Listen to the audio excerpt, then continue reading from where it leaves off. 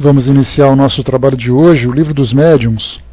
Nós estamos no capítulo 31 das Dissertações Espíritas, falando agora sobre os médiuns, o texto número 12 e seguintes. Nós iniciamos com duas mensagens já essa segunda parte desse texto dos médiuns, do espírito Schenning, que foi o primeiro, e o segundo aqui foi do espírito Pierre Jout, que era o pai do médium, o pai desencarnado que trouxe a mensagem.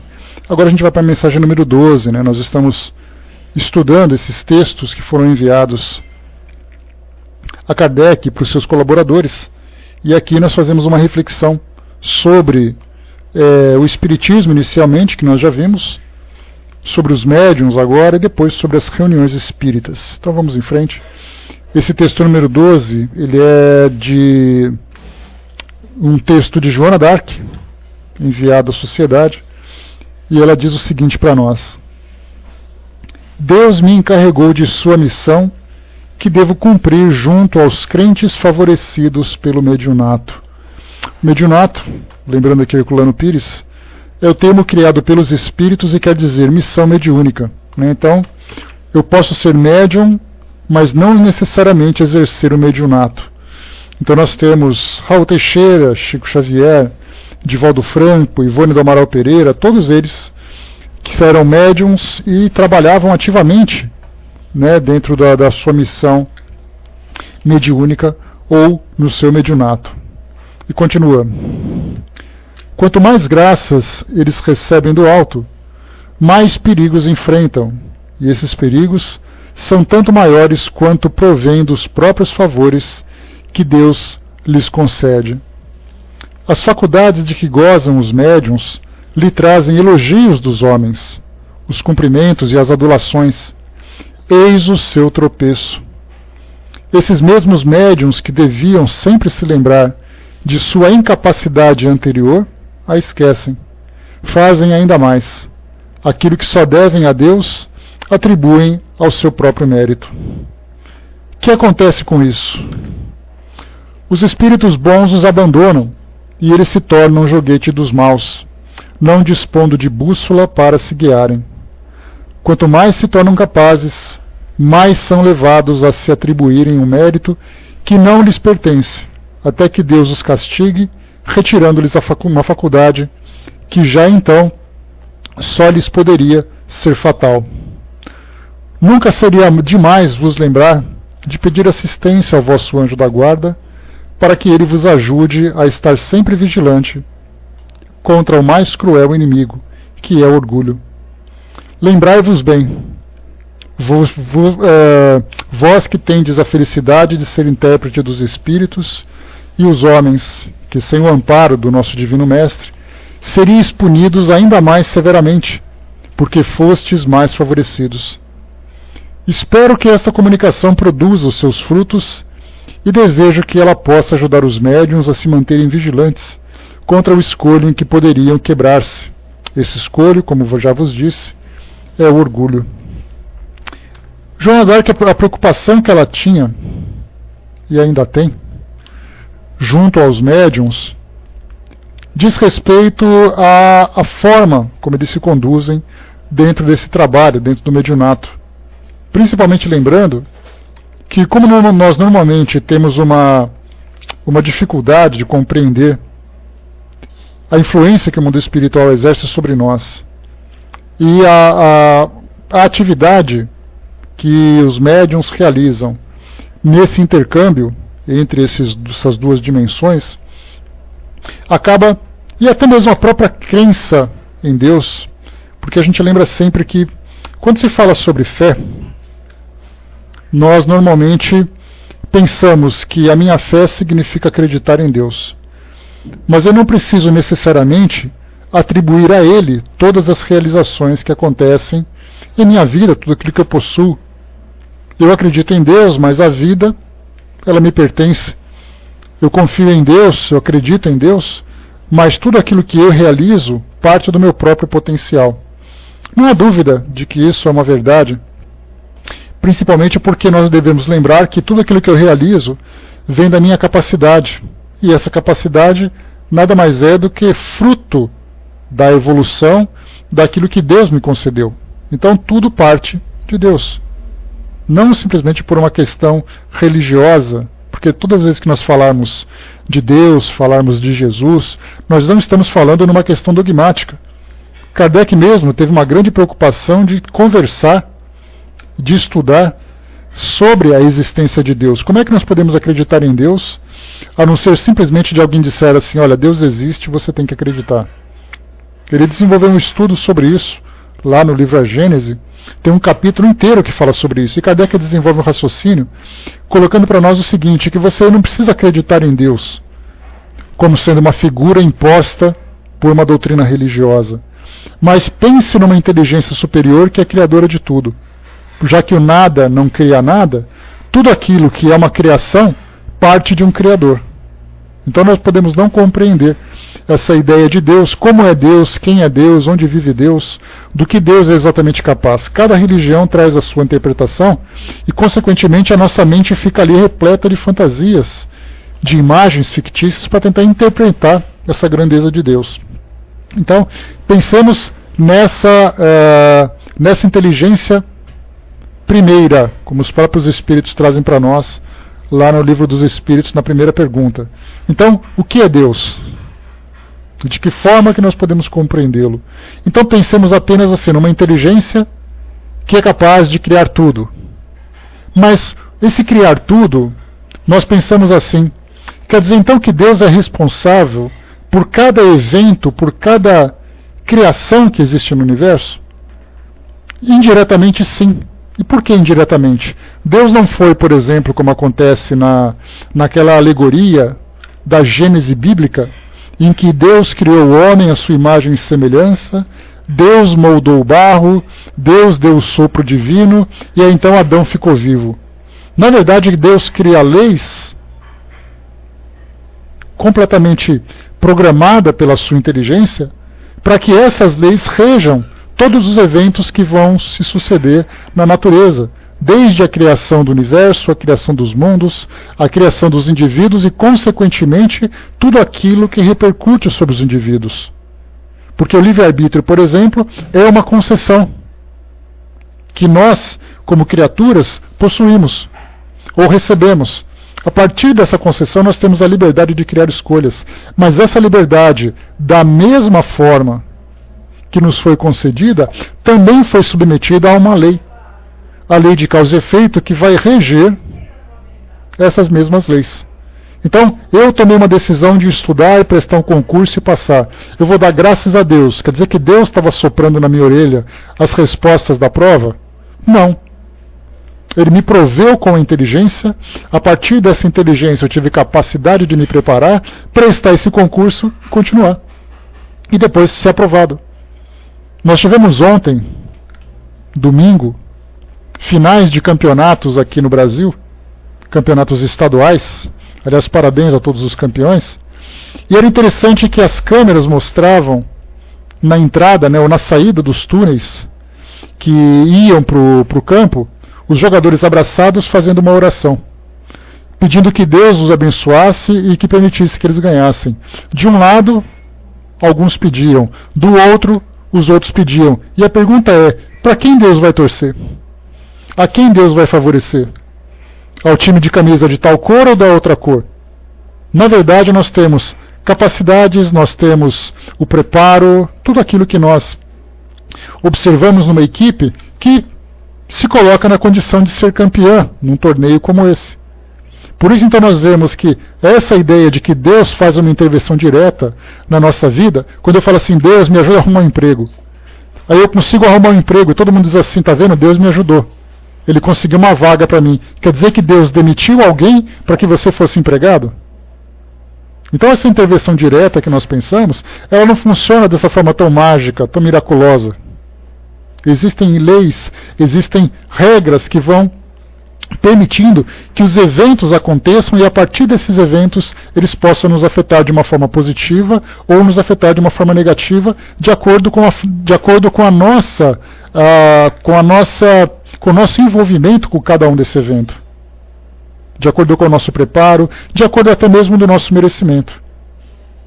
Por isso, então, quando se fala sobre essa questão de Deus, dentro desse contexto que nós pensamos aqui, os médiuns, por exemplo, voltando agora para o nosso raciocínio inicial, os médiuns são dotados dessa faculdade.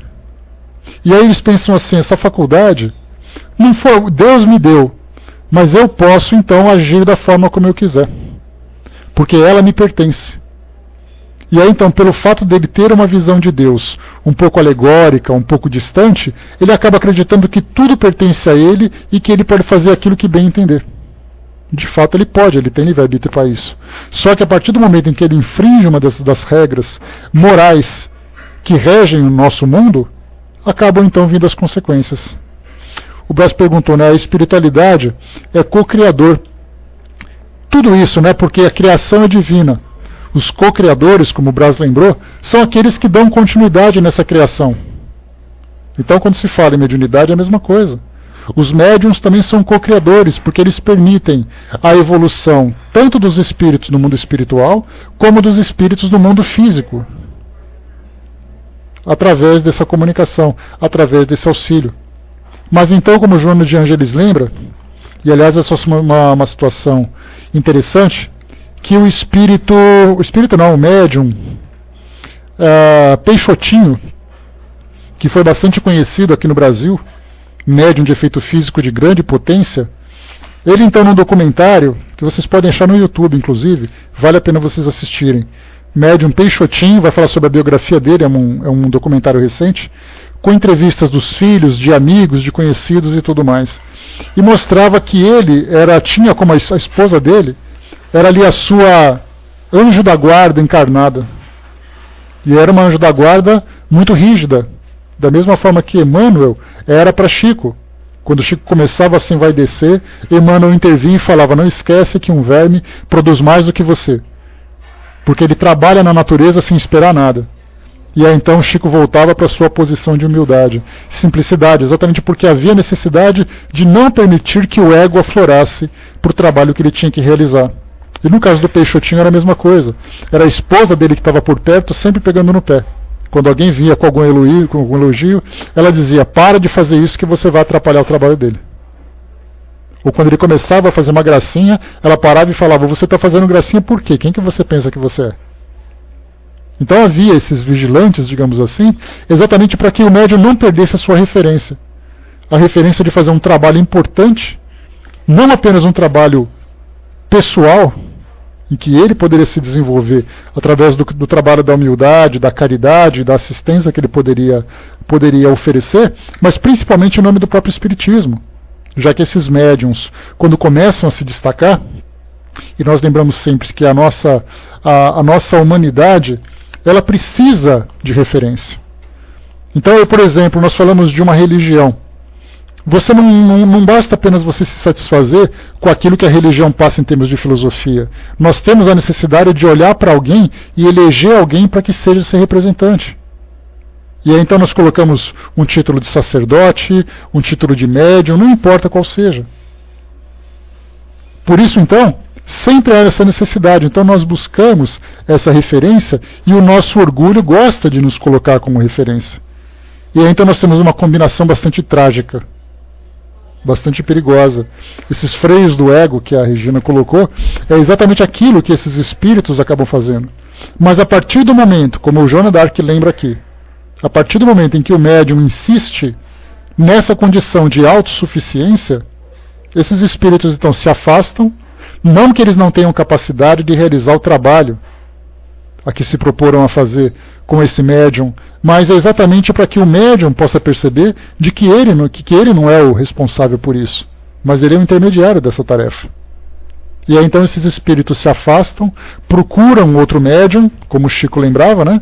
Se um capim morre, nasce outro, né? Então procuram outro médium que possam realizar essa tarefa e deixam o médium à própria sorte, alimentando o seu próprio ego, lembrando sempre que quando nós falamos, nesse caso de Joana d'Arc, e nós estudamos esses textos, tendo como referência os médiuns aqui do Brasil, ou alguns médiuns da França, que Kardec trabalhava naquela época, mas nós falamos em médiuns do mundo todo. Quantos médiuns curadores, que eram curandeiros, nós estudamos sobre mediunidade de cura aqui no Brasil, né? Aí quando nós estudamos sobre essa faculdade, nós falamos sobre as benzedeiras, as rezadeiras e tudo mais, né? Curandeiros, tanto das tribos indígenas como das religiões de tradições africanas. Quantos desses médiuns se vangloriaram pela capacidade que tinham de realizar curas, se esquecendo que esse trabalho vinha do mundo espiritual? E é aí então que esses espíritos se afastavam e o médium ficava à própria sorte, muitas vezes, ou ficando sem nenhuma sensibilidade mediúnica para continuar essa tarefa, ou mesmo sofrendo processos obsessivos. Feliz daquele que tem a mediunidade suspensa, porque ele vai dizer: eu não posso trabalhar porque eu não sinto absolutamente nada. Ótimo.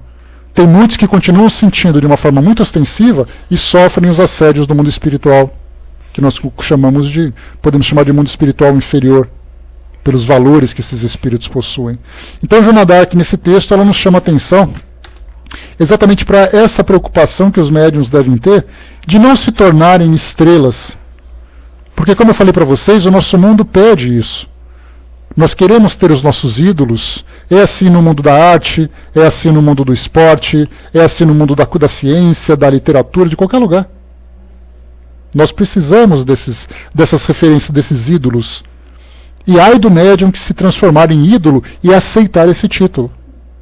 Porque é então que ele está se achando mais especial do que realmente é, alimentando o seu ego e se esquecendo da grande missão que ele tem. Porque a missão, na verdade, desses médiums não é uma missão de cura, não é uma missão de comunicação.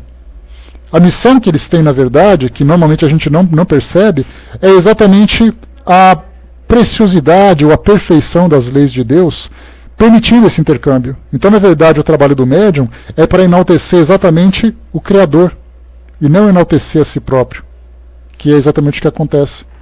Então, quando nós vemos um ato de caridade, num trabalho que é feito num centro espírita, numa associação religiosa, numa associação social mesmo, pública, né? Dessas ONGs que nós temos por aí, na verdade o trabalho que esses voluntários, que esses trabalhadores estão fazendo, é exatamente isso. Nós estamos fazendo para mostrar esse grande amor de Deus, que tem permitindo que os homens assistam os próprios homens, e que todos cresçam juntos. E não é simplesmente usar um crachá, usar um colete, usar um avental, dizendo assim: olha como eu sou importante participando dessa instituição. Então, quando tudo aquilo que nós fizermos, começarmos a valorizar muito mais o Criador, e nos colocarmos na condição também de co-criadores, mas dentro daquela humildade necessária para realizar esse trabalho, aí sim nós estamos fazendo o trabalho correto. Essa é a verdadeira missão. Todas as criaturas têm por compromisso enaltecer a grandiosidade do Criador, e não enaltecer a si próprio, não importa onde ele faça. Se eu sou um advogado, por exemplo, e aí a gente começa a pegar a doutrina espírita e aplicar no nosso cotidiano, se eu sou um advogado, na verdade eu estou utilizando a minha inteligência concedida pelo Criador para utilizar as leis para fazer justiça. Se eu sou um médico, um professor, um vendedor, um pai, uma mãe, não importa o que eu seja. Tudo aquilo que eu faço em nome do Criador, para poder enaltecer exatamente a sua grandeza, sem aquele religiosismo fanático, como a gente já conversou. Mas exatamente a realidade. Eu não me criei por mim mesmo. Toda a minha evolução se deu pelas oportunidades que esse mecanismo divino me permitiu. E Joana d'Arc fala isso sobre a mediunidade. E mais uma vez ela diz: espero que esta comunicação produza os seus frutos, e desejo que ela possa ajudar os médiuns a se manterem vigilantes contra o escolho em que poderiam quebrar-se. Esse escolho, como já vos disse, é o orgulho. Então aqui mensagem número 12 de Joana d'Arc. Eu falei Joana de Ângeles? Acho que eu falei Joana de Ângeles, né? Mas Joana d'Arc, não de Ângeles. Texto número 13. Esse texto aqui, ele é uma assinatura de Pascal, né, que foi cientista. Lá foi Joana d'Arc, tá? Vamos lá, texto número 13.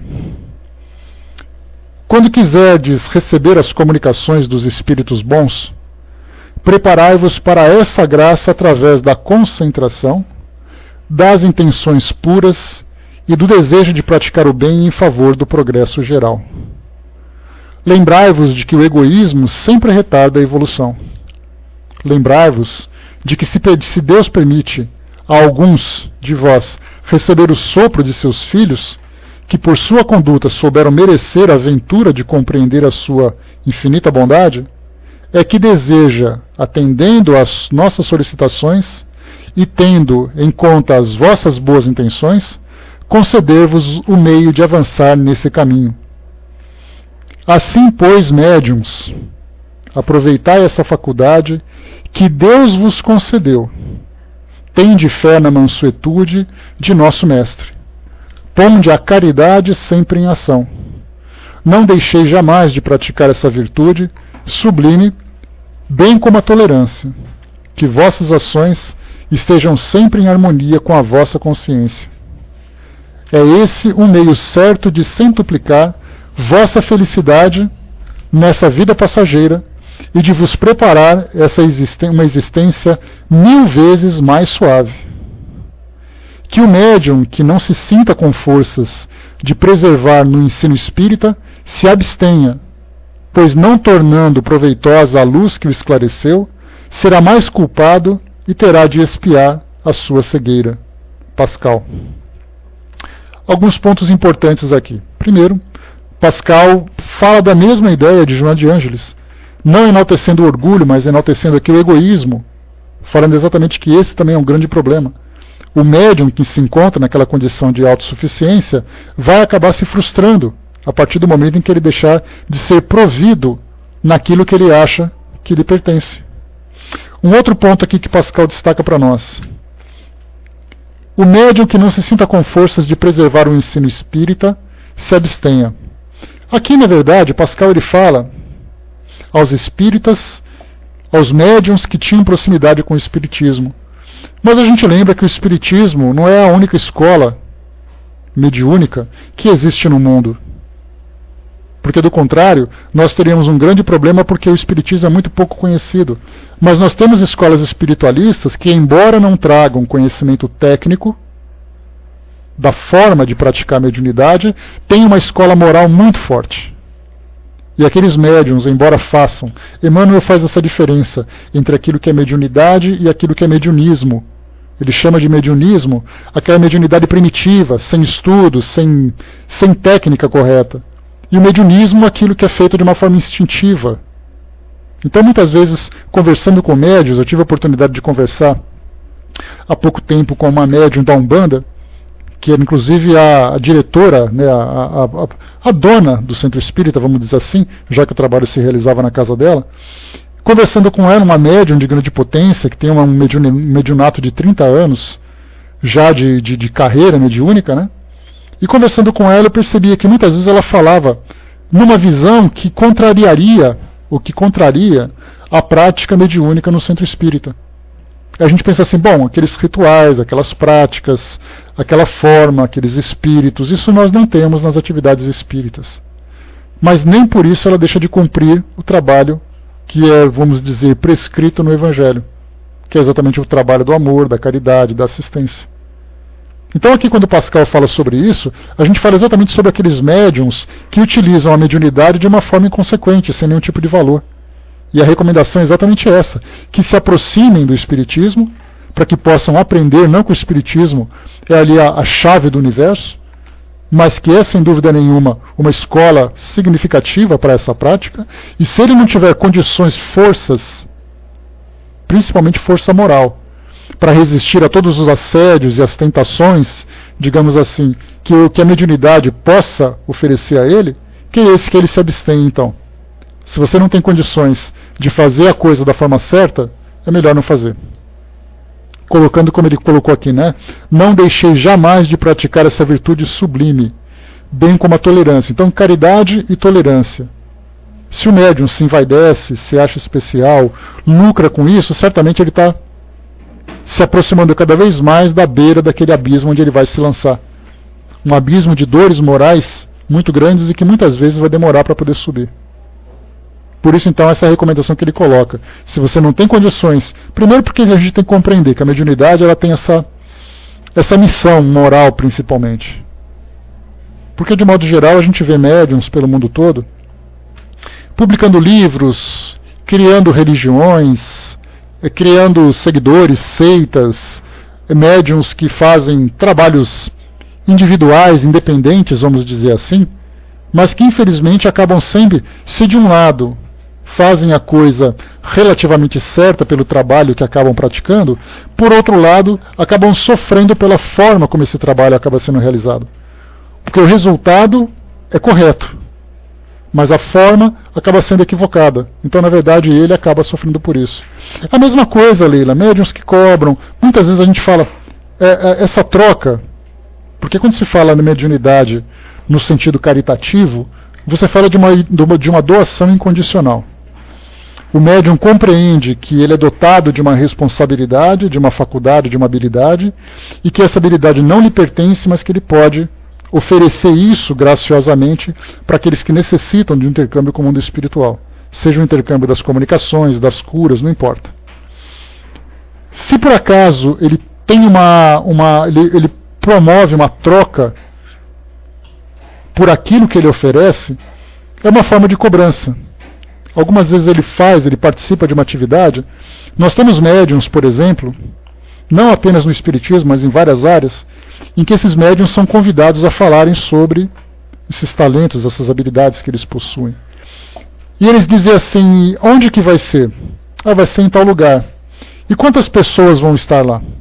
Uma média de 50. Olha, é muito pouco, eu só posso ir acima de 200. Acontece isso. Médiuns que se recusam a participar de tarefas em casas espíritas pelo fato de ter um público pequeno. E isso é uma forma de cobrança, porque ele cobra, na verdade, o público. Ele cobra para ele o púlpito, cobra para ele um altar. Então nós temos aqueles que cobram presentes, aqueles que cobram elogios, aqueles... Não, em todo lugar, Regina, não quero nem citar nomes, porque nós temos isso em várias partes do mundo. Nós temos médiuns de outras religiões que não são chamados de médiuns, mas pessoas, sejam elas dotadas do poder do Espírito Santo, sejam elas dotadas de um poder paranormal, não importa qual nome que a gente dê. Né? Então, qualquer pessoa em que ele é convidado, qualquer lugar que ele é convidado, e ele começa a selecionar qual é o seu público, sabe quem era assim? O Sr. Douglas Home, Daniel Douglas Home. Ele era um médium de efeito físico muito potente, contemporâneo de Kardec, e ele realizava os fenômenos físicos dos mais impressionantes, de levitação, de materialização, de qualquer coisa que você imaginar ele era capaz de fazer. E aí então, na sua biografia, mostra que na Europa ele era amado por uns e odiado por outros. Amados por aqueles que eram atendidos, e odiados por aqueles que consideravam ele um charlatão. Porque ele só ia a lugares, segundo a sua biografia, uma biografia de uma enciclopédia que eu tenho, que ela foi produzida nos Estados Unidos, falando sobre os grandes médiums, médiums dessa idade mais moderna, médiums contemporâneos também. E aí então fala desses médiums, né? Então dele dizia o seguinte, que ele só ia para lugares onde ele ficava acolhido nas casas daqueles que convidavam. Mas essas pessoas que convidavam, normalmente eram pessoas da aristocracia, da burguesia, pessoas que tinham muito dinheiro. E ele passava uma temporada de 2, 3, 4 semanas, segundo esses escritos, vivendo do bom e do melhor, para fazer suas apresentações. Mas ele não ia num casebre para poder ficar atendendo pessoas com pouco reconhecimento. Então esse é um caso. As irmãs Fox também, que é citada nesse livro, também passou por essa situação. No começo, elas começavam primeiro porque a gente conhece, dentro da doutrina espírita, aquilo que aconteceu em Hydesville, em 1848. Onde elas fizeram as batidas, os raps, aquela história toda que a gente começa, né? Aí foram para os jornais, depois foram perseguidas pela imprensa, pela religião e tal. Mas o que aconteceu com elas depois? Elas começaram a fazer apresentações em grandes cidades dos Estados Unidos, em teatros. Algumas peças foram elogiadas, algumas outras foram desmascaradas, começaram a viajar para a Europa também, ganhando de muito dinheiro. A irmã mais velha delas era ali a empresária, digamos assim, e elas começaram a ganhar muito dinheiro com isso. E no final as coisas começaram a não dar certo, uma morreu como alcoólatra e a outra morreu abandonada. Então elas começaram também a viver por essas apresentações. Então nós vemos assim que tantas e tantas situações que acontecem pelo mundo afora, dentro da doutrina espírita, fora da doutrina espírita, estamos falando de pessoas e de médiuns apenas. Não importa onde elas estão. e não importa qual nome elas possuem. Quantos daqueles fazem aquelas peregrinações em lugares sagrados de outras religiões, dizendo que falam em nome do Espírito Santo, que promovem milagres e tudo mais? Qual é a real intenção que essas pessoas possuem? É para essas pessoas que Pascal acaba falando. E ele diz sobre essa responsabilidade, mas como ele se dirigia aqui para os grupos de médiuns que tinham conhecimento do Espiritismo, então ele dizia, se você não tem condições de cumprir esses requisitos, então é melhor você não fazer nada. Porque o risco de você sofrer e fazer sofrer é muito grande. Então é essa a mensagem que ele traz para nós. Né? O Braz colocou médiuns de efeito físico cada vez mais raro, quase acabando. Pelo menos na mídia, né, Braz? A gente não vê muito isso, né? Mas hoje nós temos ali as instituições que estudam paranormalidade, classificando paranormais, né, médiums, como sendo apenas pessoas, né, dotadas de uma paranormalidade. Embora, como Divaldo coloca para nós, todo médium é um paranormal, pelo fato dele ter uma faculdade acima daquilo que é o comum, que é o extraordinário, que é o sobrenatural, né? Mas, se nós pensarmos assim, dos paranormais, nem todos são médiums. Aquilo que o animismo, nós temos hoje como faculdade anímica, é exatamente aquilo que os paranormais têm, que é a telepatia, a telecinesia, a psicopirogenia, dentre outras faculdades, que pertence a ele, é uma faculdade anímica, ele tem isso. Então esse é um paranormal puro e simples. Já os médiums têm uma paranormalidade que o leva em contato com o mundo invisível, com o mundo espiritual. Então hoje nós temos, né, vai com Deus, Filomena, bom trabalho. Então hoje nós temos, né, os efeitos físicos, médiums pelo menos, se destacando, produzindo trabalhos e tudo mais, nós temos poucos registros, né? Agora, se eles acabaram de fato, se eles estão cada vez mais raros, aí já é outra história. Né? Então, até porque também se eles aparecerem hoje, a pergunta é, né, o que eles vão fazer exatamente com a faculdade que eles possuem? O que fazer nós temos, né, que são estudos, são práticas, são formas de comprovar a mediunidade propriamente dita e tudo mais, mas muitos deles vão muito mais por espetáculos do que por algum tipo de objetivo produtivo para divulgar sobre a realidade do mundo espiritual e tudo mais. Então essa aqui é a parte de Pascal. Vamos lá. O texto número 14, Delphine de Girardin, que é o espírito aqui que vai falar para nós, ele coloca assim: hoje vos falarei do desinteresse, que deve ser uma das qualidades essenciais dos médiuns, tanto quanto a modéstia e a abnegação. Deus lhes deu essa faculdade para que eles ajudem a propagar a verdade, mas não para fazerem dela um comércio. Um comércio, como a gente comentou, um comércio com trocas financeiras, trocas materiais, ou mesmo um comércio de egos. Como a gente falou há pouco, eu te ofereço, você me dá alguma coisa em troca.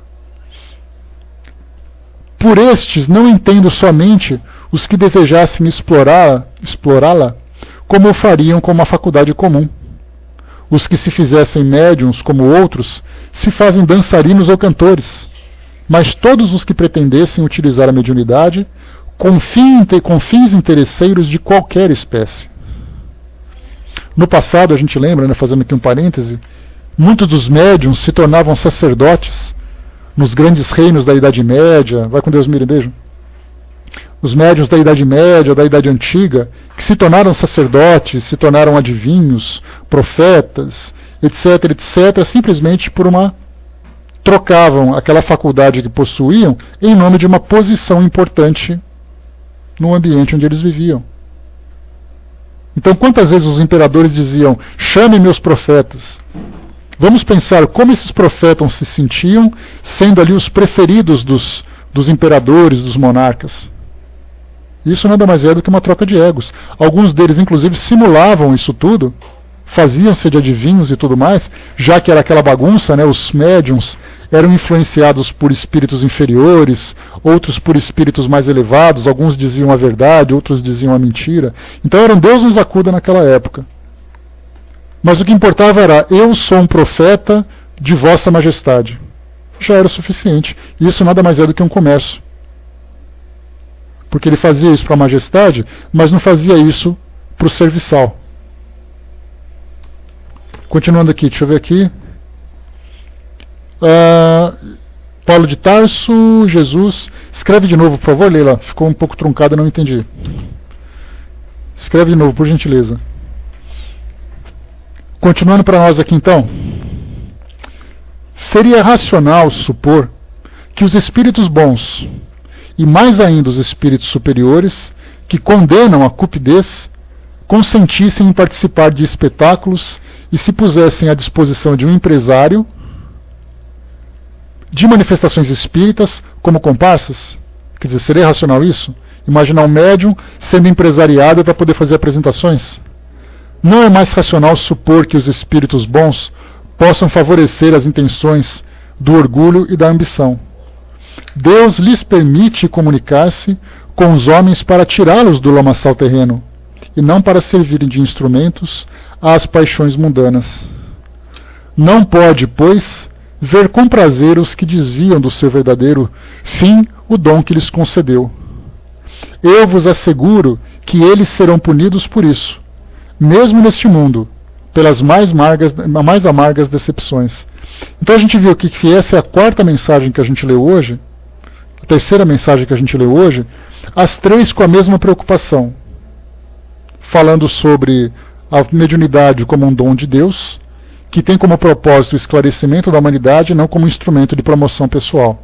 Então, aqui, né, Bar Jesus, lembrando o charlatão de Antioquia, ou de Antioquia, né, que também ali acabou se destacando dessa forma. Aliás, tem um documentário interessante, Leila, que foi produzido pelo Discovery Channel, que fala exatamente quem eram os rivais de Jesus naquela época. Coisa que a gente não tem muito contato, mas haviam também os outros concorrentes de Jesus promovendo esses poderes do mundo espiritual, esses poderes sobrenaturais e coisa e tal, né, que eram perseguidos, eram presos, mas simplesmente passaram anonimamente pelo mundo, porque o seu propósito, na verdade, era muito mais se promover pelos fenômenos, criando seitas, do que necessariamente promovendo essa verdade moral que nós compreendemos, né? E compreendemos não apenas por Jesus, porque, como o próprio Kardec fala, aquilo que é verdadeiro permanece, aquilo que é falso desmorona. Então nós temos a verdade difundida em várias partes do mundo, com outros missionários que chegaram aqui, promoveram a mesma verdade e mantiveram-na até hoje, depois de séculos, enquanto que outros simplesmente desapareceram. E Jesus ficou por isso. Buda, Jesus, Maomé, tantos outros que nós temos, que acabaram surgindo e criaram escolas de acordo com a cultura de cada local, de cada época, mas mantiveram sempre a mesma mensagem, numa linguagem diferente, mas assentada sobre a mesma verdade. E os charlatães foram ficando para trás. O Brás lembrou aqui, nem ri demais quando vi esse documentário, né? A queda do levitador, né? Pois sempre tem essas coisas, né, Brás? Tenta fazer, e muitas vezes são médiuns de verdade. Só que pelo fato de usarem a mediunidade com um fim pessoal, acabavam se frustrando, né? Essa é uma das grandes decepções. Né? O levitador disse: sou maior que Jesus, posso ir ao céu em vida, né? Pois é, ele foi ao cal. Capítulo item número 15, vamos lá. Mensagem do Espírito Verdade. Né? Mais uma daquelas mensagens que nós lemos, né? Inclusive no nosso estudo anterior, nós pegamos aqui várias mensagens lá do Evangelho segundo o Espiritismo, do capítulo 3, que falava de mensagens, que trazia para nós mensagens do Espírito Verdade. Essa é mais uma. Então vamos lá. Todos os médiuns são incontestáveis chamados a servir a causa do Espiritismo na medida de suas faculdades. Mas são poucos os que não se deixam levar pelo amor próprio. É essa uma pedra de toque que raramente falha. Vamos pensar só um pouquinho aqui. Pedra de toque é um minério que, quando você raspa o ouro, ele fica de uma certa cor, como se fosse um pequeno esmeril. E quando você passa um outro metal, fica de outra cor. Então ele consegue definir. Essa pedra de toque ficava normalmente nas joalherias, junto aos ourives, para poder atestar o metal que estava sendo vendido, né, pelos garimpeiros ou pelos ambulantes e tudo mais. Então hoje, vai com Deus, Andréia, beijo, bom dia. Então hoje nós temos a pedra de toque que é colocada aqui, essa expressão, que fala exatamente isso, é uma forma de você diferenciar aquilo que é uma fantasia daquilo que é uma verdade. Então quando se fala sobre o amor próprio, ou seja, se você pegar um médium e perguntar por que você faz isso, por que você exerce a mediunidade, por que você a pratica, e nós tivermos a capacidade de sondar a intimidade de sua consciência para extrair a verdade daquilo que ele pensa, nós vamos saber se por acaso, né, ele é motivado pela vaidade pessoal ou pela humildade. Mas isso normalmente se destaca claramente pela forma e pelo trabalho que ele realiza. Basta a gente acompanhar as suas atividades. Num primeiro contato nós ficamos impressionados, porque é uma pessoa muito boa, uma pessoa muito generosa, uma pessoa que fez um trabalho muito bonito e tal. Depois de um certo tempo a gente vai acompanhando a sua vida pessoal e vai compreendendo quem é de fato aquela pessoa. Só que muitas vezes nós não conseguimos acompanhar, exatamente porque cada um tem sua vida para cuidar. Mas como é colocado pelo Espírito Verdade, são poucos os que não se deixam levar pelo amor próprio.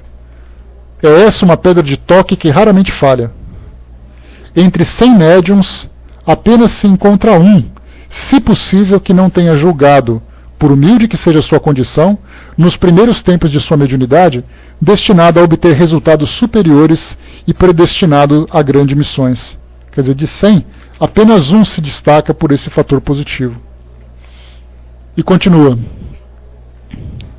Os que sucumbem a essa vaidosa ambição, e o número é grande, tornam-se presa inevitável de espíritos obsessores que não tardam a subjugá-lo, excitando-lhe o orgulho e apanhando-o pelo seu lado fraco. Quanto mais eles desejam elevar-se, mais ridícula é a sua queda, quando não for até mesmo desastrosa para eles. As grandes missões são confiadas aos homens excepcionais, e Deus mesmo os colocam, sem que eles o procurem, no meio e na posição em que o seu concurso possa ser eficaz. Nunca será demais recomendar aos médiuns inexperientes que desconfiem daquilo que certos espíritos poderão dizer-lhes, quanto ao pretenso papel que eles são chamados a exercer. Porque se o tomarem a sério, só recolherão decepção neste mundo e um severo castigo no outro.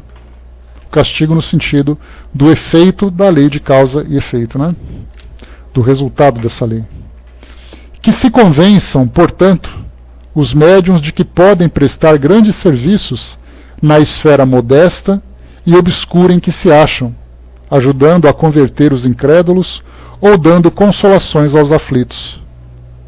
Se eles tiverem que sair da obscuridade, serão conduzidos por mão invisível, que lhes preparará o caminho colocando-os em evidência, por assim dizer, malgrado eles mesmos. Que se lembrem dessas palavras: quem quiser se elevar será rebaixado, e quem se rebaixar será elevado. Espírito Verdade. Então aqui ele quer dizer o quê? Que muitas vezes o médium trabalha pela sua promoção. E na verdade a gente pode dizer que quem não gosta de se sentir importante no mundo, se sentir importante e insubstituível dentro de casa, no ambiente de trabalho, no centro espírita, no meio acadêmico, na sociedade. Você chega num ambiente, todo mundo te trata bem porque você é uma pessoa muito legal. Deixa eu ver aqui, filhinha, peraí. Essa observação vem depois do outro capítulo, tá? Só aguardar um pouquinho, não chegou ainda. Então, essa nossa autopromoção, às vezes sendo médium, e principalmente lidando com o sobrenatural, sabendo que o sobrenatural ainda é para nós algo que instiga, né, a nossa curiosidade. Então o indivíduo, a primeira coisa que você faz assim, eu frequento um centro espírita. A primeira pergunta é: você é médium? Aí ele vai dizer assim: eu sou médium. Poxa, que legal, conta como é que é. Então começa esse tipo de massagem no ego impressionante, né? Então, talvez esse, né, a gente pode especular um pouquinho mais, talvez essa seja uma condição importante para que Kardec conseguisse desenvolver bem seu trabalho. Ele não era médium, por isso ele não poderia ser influenciado diretamente nem pelo mundo espiritual e nem mesmo pela sua própria vaidade. Então ele veio como um tijolo, e disso eu posso me orgulhar porque eu não sou um tijolo sozinho, né? Então aquele médium, porta de cerejeira, então somos eu e mais uma meia dúzia e tantos, né? Então de um modo geral a gente tem, Kardec poderia fazer isso? Talvez poderia. Talvez seria essa uma condição? Poderia também. O que poderia, por exemplo, atrapalhar o trabalho de Kardec se ele fosse médium? Se ele mesmo recebesse as psicografias, se ele mesmo fosse assediado por aquilo que o mundo espiritual acaba oferecendo, ou mesmo pelo mundo físico também. Por isso, então, quando nós pensamos aqui, nessa parte de trabalhar modestamente, trabalhar silenciosamente, se por acaso houver a necessidade dele se tornar importante perante a sociedade, para que ele possa divulgar não a si mesmo, mas o trabalho que ele realiza, aí sim ele vai ser conduzido por mãos invisíveis, e as circunstâncias vão conduzindo para essa situação. Não que ele vai fazendo malabarismo para poder se promover. Então essa é a mensagem que o Espírito Verdade também traz. Né? E aí, nesse caso, né, fala com grande propriedade, né, com grande conhecimento. O próximo capítulo que nós vamos estudar sobre as sociedades espíritas, falando agora sobre os centros espíritas. Primeiro falou sobre o espiritismo, depois falou sobre os médiums e agora vamos falar sobre as sociedades espíritas. Começa colocando uma observação de Kardec aqui. Entre as comunicações seguintes, algumas foram dadas na Sociedade Parisiense de Estudos Espíritas ou endereçadas a ela. Outras transmitidas por diversos médiuns. Contém conselhos gerais sobre os grupos, sua organização e as dificuldades que podem enfrentar. Então agora vamos falar sobre os grupos, né? Lembrando que as sociedades espíritas daquela época, né, os grupos espíritas ou centros espíritas, não importa qual a denominação que possuam, eles tinham uma característica diferente de hoje, uma organização diferente, muitas vezes até um tamanho diferente. Hoje nós temos centros espíritas que objetivam, que focam num determinado trabalho, que tem aquele número incontável de trabalhadores, aqueles frequentadores, trabalham todos os dias praticamente, de manhã à tarde à noite, algumas instituições. Naquela época, Kardec recomendava que os grupos fossem pequenos, que tivessem um estatuto, que se encontravam no estatuto que Kardec colocou no capítulo anterior. Nós temos ali reuniões que aconteciam uma vez por semana, para comunicações ou para estudos. Então hoje nós temos um trabalho bem diferente. Você vai participar de estudos, de trabalhos mediúnicos, para receber assistência, para participar de palestras, enfim, para atividades incontáveis que nós temos. Então aquilo que era dito para as sociedades, aquilo que foi dito para as sociedades da época, a gente acaba absorvendo para os centros espíritas de hoje, aqueles grupos em que vocês frequentam, os grupos no qual vocês pertencem, tal, dos quais vocês pertencem. Então é importante pegar esse texto, fazer um ajuste para a gente atualizar, né, dentro do nosso contexto atual e tirar ali, absorver as mesmas orientações. Então aqui item número 16, uma mensagem do Espírito Santo Agostinho. Santo Agostinho foi um dos fundadores da Igreja Católica, lá no século IV, no ano de 300 e pouco depois de Cristo. E aí foi canonizado pela igreja, virou santo, e ele continuava se identificando como Santo Agostinho porque era essa personalidade que ele tinha quando era encarnado, e assim ele ficou conhecido, né, para saber exatamente o que se falava dele. Mas o título de santo que ele traz é apenas por uma identificação. Não é mais aquela ideia dogmática que ele era um espírito eleito por Deus, aquela coisa toda que a Igreja Católica faz. Então nós temos a mesma coisa com Santo Agostinho, com São Luís, com santas não sei o quê. Então todos esses títulos é apenas para identificação. Não é mais um título, digamos assim, de elevação espiritual. Porque o espírito demonstra sua elevação pelo seu caráter, pela sua inteligência, pela sua sabedoria, não pelo título que ele possui. Então, dentro do meio espírita, a gente fala assim, mas tem santo falando com os espíritos. Na verdade, é a personalidade, né, ou a personagem que utiliza esse título apenas. Então, é importante diferenciar isso. Então, ele diz assim para nós. Por que não iniciais as vossas sessões por uma invocação geral, uma espécie de prece que pudesse dispor-vos à concentração.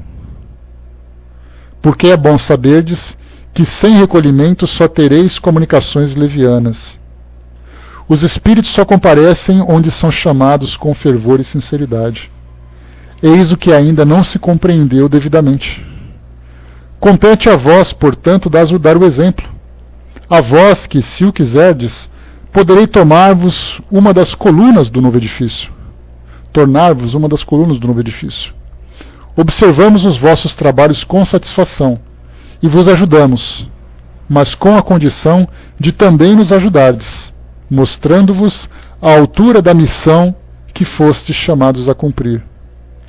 Formai um feixe e sereis fortes. Os espíritos maus não prevalecerão contra vós. Deus ama os simples de espírito, o que não quer dizer os tolos, mas os que sabem renunciar a si mesmos e procurá-lo sem orgulho. Podeis tornar-vos um farol para a humanidade. Aprendei a distinguir o joio do trigo. Semeai apenas o trigo e evitai espalhar o joio, porque este impedirá que o trigo germine e sereis responsáveis por todo o mal que decorrer disso. Assim, sereis responsáveis pelas doutrinas errôneas que divulgardes. Lembrai-vos de que um dia o mundo pode voltar os olhos sobre vós. Esforçai-vos para que nada possa empenar o brilho das coisas boas que sairão do vosso esforço. É por isso que vos recomendamos pedir a Deus que vos assista. Então, primeiro vamos falar um pouquinho sobre o joio. Muitas vezes a gente ouve falar das parábola do joio e do trigo e tal. O joio, na verdade, ele é uma erva daninha, que ele tem uma aparência muito semelhante ao trigo, né? E ele só pode ser identificado no começo. Depois que ele começa a germinar, ele fica muito parecido com o trigo e é difícil de separar. Então, quando você fala o joio do trigo, né, tem sempre essa conotação da gente fazer uma seleção daquilo que é o saudável para aquilo que é nocivo, com muito cuidado, com muita atenção. E nesse caso, fazer a divulgação da mensagem no seu sentido mais verdadeiro possível, naturalmente dentro das nossas condições, dentro do nosso entendimento. E aí quando ele fala por que não iniciais as vossas sessões por uma invocação geral? Uma espécie de prece que nos coloca em concentração. É exatamente por isso que em todas as reuniões nós iniciamos uma prece. Não necessariamente é importante que a gente faça esse feixe para que todo mundo pense junto. Porque a nossa reunião não depende dessa prece para ser realizada, porque nós temos as nossas capacidades, mas ela se tornará muito mais eficaz através das inspirações que nós recebemos. Porque fazer uma reunião e falar aquilo que a gente pensa, não precisamos de assistência de ninguém. Agora, para dizer a coisa do modo certo, do modo equilibrado, nós temos que reconhecer as nossas limitações, tanto naquilo que nós falamos, como naquilo que nós entendemos. Então essa recomendação foi feita na época, para que os espíritos que compareciam, ou que viessem a comparecer numa reunião mediúnica, fossem espíritos bons, e que fossem principalmente identificados e se afinizassem com o grupo.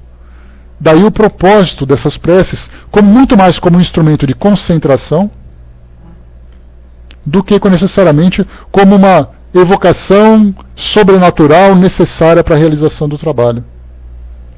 Então a concentração é fundamental. A nossa submissão a essas inspirações positivas é fundamental. Essa mensagem então aqui que o Espírito Santo Agostinho traz para nós, sempre já recomendando, no básico que a gente viu, né? Por que não fazemos uma prece? Kardec colocou para nós aqui embaixo, solicitado a ditar uma fórmula de invocação geral, Santo Agostinho respondeu. Kardec perguntou, como é que a gente pode fazer isso? Como é que vai funcionar essa invocação ou evocação? É a mesma coisa. Ele coloca, sabeis que não existe nenhuma fórmula absoluta. Deus é bastante grande para dar mais importância às palavras do que ao pensamento. Não acrediteis que seja suficiente pronunciar algumas palavras para afastar os espíritos maus. Guardai-vos, sobretudo, de usar uma dessas fórmulas banais, que são recitadas por desencargo de consciência. Sua eficácia está na sinceridade do sentimento e, sobretudo, na unanimidade da intenção, pois aqueles que não se associarem de coração não serão beneficiados, nem poderão beneficiar os outros. Escrevei a vós mesmos e submetei-a, se o quiserdes, a mim, que vos ajudarei.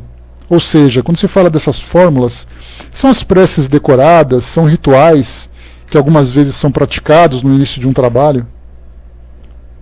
E esses rituais acabam virando muito mais uma prática rotineira do que uma aproximação real do mundo espiritual com o mundo físico.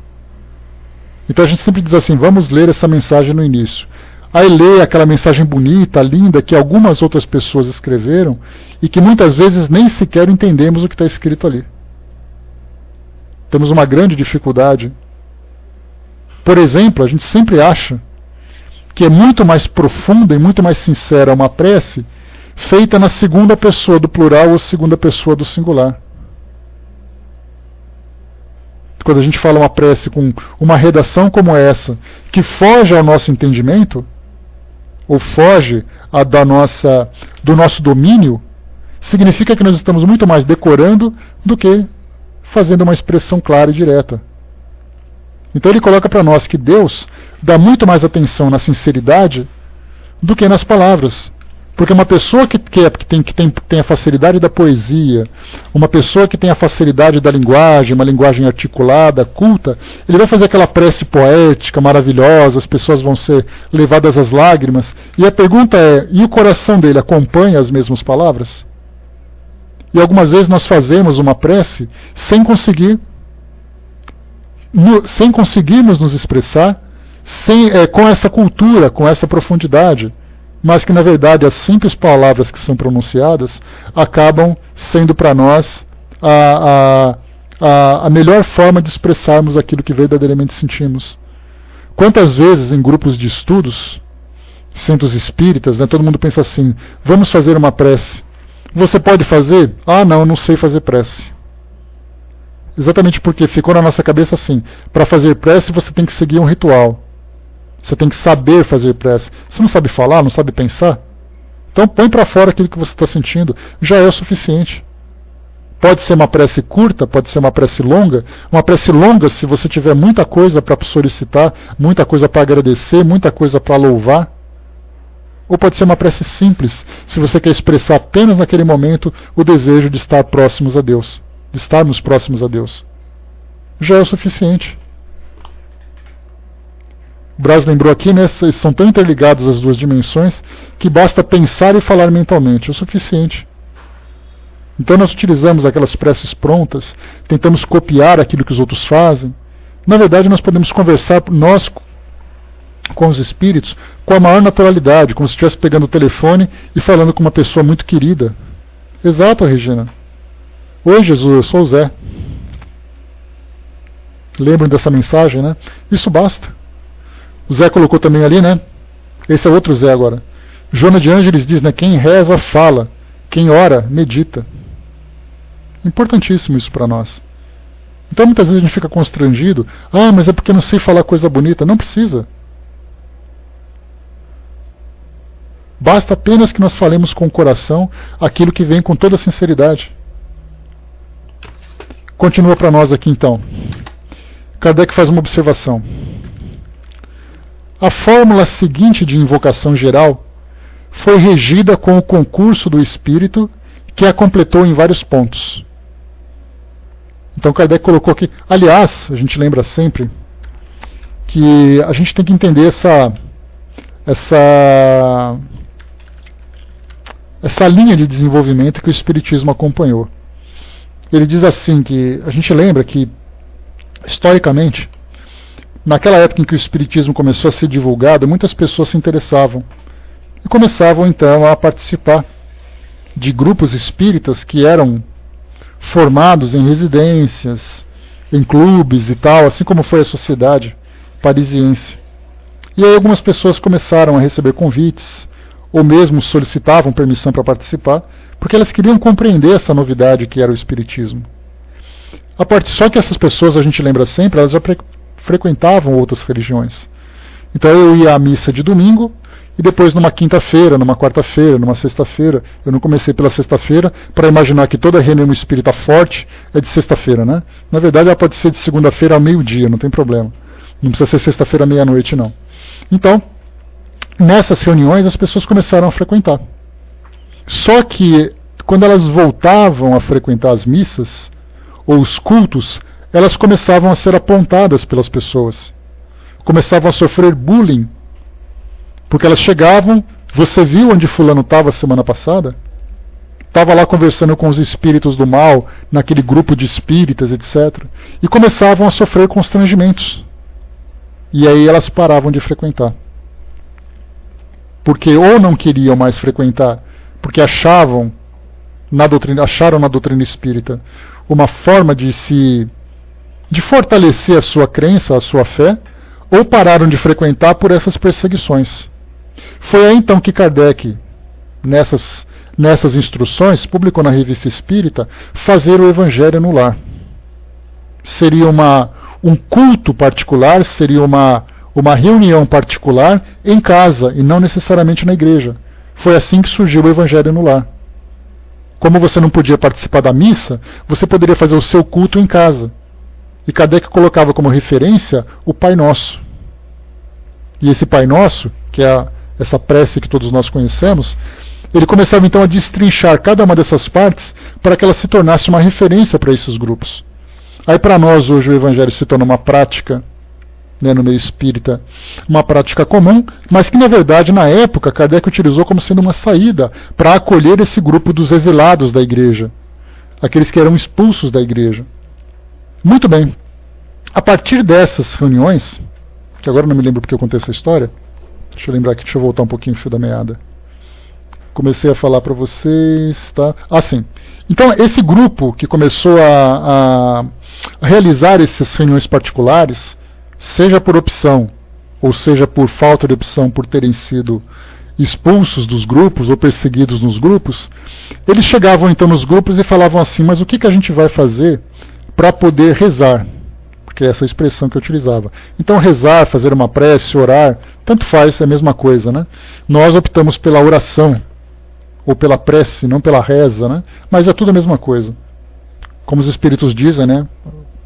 O problema das palavras é um problema nosso. Então, eles não sabiam como se comunicar com o mundo espiritual, já que dentro dos preceitos católicos, que era, né, exatamente de onde vinha, né, a instituição de onde vinha a maioria das pessoas, eles sabiam rezar apenas o Pai Nosso, a Ave Maria, Salve Rainha ou Credo. Essas são as 4 preces mais comuns, mais conhecidas, né? E eu posso falar porque eu estudei em colégio católico, né? Então a gente rezava isso todo dia antes de entrar para a escola, antes de entrar na escola, e participava de missa todo dia também. Então, tinham essas preces que eram feitas, só que quando eles mudavam, eles começaram quando eles passaram a abraçar o Espiritismo, começaram então a se sentir incomodados em fazer essas preces, enaltecendo a igreja, enaltecendo aqueles que eram seus santos ou as suas personalidades, e queriam uma forma nova de se comunicar, só que não sabiam como. Foi aí que Kardec lançou um pequeno livro, que era exatamente aquela coletânea de preces, que se encontra, foi inclusive incorporada lá no final do Evangelho segundo o Espiritismo. Se vocês puderem ir lá no último capítulo, vocês vão ver preces para todas as situações, que Kardec redigiu, né, ou por si mesmo, ou com a ajuda de colaboradores, em cada situação para que esses grupos pudessem se orientar, de que forma que eles poderiam se comunicar, sem que fosse seguindo aqueles rituais, aquilo que era tudo pronto. Pelo menos aquilo era uma introdução, até que as pessoas começassem a compreender de que forma que nós poderíamos nos dirigir ao mundo espiritual para as mais variadas situações. Então, para a gente ver que Kardec foi criando saída, criando métodos para acolher essas pessoas que eram as novatas, né, nos estudos e práticas espíritas, e não sabiam como fazer. Então a gente vê que essas curiosidades mostram que as coisas foram surgindo no meio espírita muito mais como saída do que de uma forma programada. Porque dá a impressão de que todos os livros que Kardec tinha, ele tinha uma listinha no bolso, que trouxe do mundo espiritual que devia escrever tudo. Na verdade, ele foi observando as necessidades da época, necessidades do momento. Formação de grupos, publicação de livros, publicação de textos, orientações, tudo isso de acordo com as circunstâncias para que o espiritismo pudesse ser promovido entre esses grupos que se interessavam por eles. E para a gente fechar aqui agora, voltando aqui para o nosso texto então, Kardec coloca assim, né, que o Espírito trouxe para nós essas mensagens. Né? Dudu lembrou aqui que o próprio Papa João de Deus, né, João Paulo II, no seu velório, desce um pombo, lembra, e fica em cima do caixão por um bom tempo. Né? Então, isso aí teve algum significado? Pode ter tido, principalmente porque para as pessoas que são voltadas para aquela crença, esse é um símbolo forte, esse é um símbolo importante. E o mundo espiritual poderia provê-los com esse benefício, com esse fenômeno? Sim, sem dúvida nenhuma. Porque nós temos necessidade ainda desses fenômenos, né? Então, isso é possível sim. Então, para a gente poder fechar, a fórmula seguinte de invocação geral foi redigida com o concurso do Espírito, que a completou em vários pontos. Então ele diz assim: suplicamos a Deus Todo-Poderoso que nos envie os espíritos bons para nos assistirem, que afaste de nós os que puderem nos induzir ao erro, dai-nos a luz necessária para distinguir a verdade da impostura. Afastai também os espíritos malfazejos que pudessem lançar a desunião em nosso meio, suscitando a inveja, o orgulho e o ciúme. Se alguns tentarem introduzir-se em nosso recinto, em nome de Deus determinamos que se retirem. Espírito bom que presidis o nosso trabalho, venha instruir-nos e tornar-nos dóceis aos vossos conselhos. Fazei que todo sentimento pessoal desapareça em nós e ante o pensamento do bem geral. Pedimos especialmente a tal Espírito, nosso protetor particular, dar-nos hoje o seu concurso. Então essa aqui é uma forma que a gente poderia utilizar, por exemplo, aqui na nossa sala. Embora nós não saibamos quem é o nosso espírito protetor, mas podemos chamar, por exemplo, Caibar Schutter, que é o nosso orientador das comunicações espíritas, né, pela tecnologia. Poderemos utilizar exatamente essa mesma prece. Agora, eu preciso ler essa prece todos os dias? Não necessariamente, mas a ideia é importante para nós de solicitarmos o amparo do mundo espiritual superior, de pedirmos a proteção contra aqueles que trazem influência, seja direta sobre nós, seja através das pessoas que entram em nossa sala, que nós recebamos as inspirações para que o nosso trabalho seja desenvolvido da forma mais compreensível possível, que o nosso entendimento também seja facilitado. Então tudo isso são orientações que para aqueles grupos, no início, sem dúvida nenhuma, tinha grande importância. E hoje para nós temos uma visão, né, mais abrangente, uma visão mais fácil, para nos dirigirmos ao mundo espiritual pela quantidade de exemplos que nós recebemos. Agora é importante, independente da forma, vale muito mais o fundo, ou seja, vale muito mais a sinceridade, o coração daquele que faz a prece, o coração daqueles que participam mentalmente acompanhando essa prece. Bom, meus amigos, fechando por aqui o nosso trabalho de hoje, nós paramos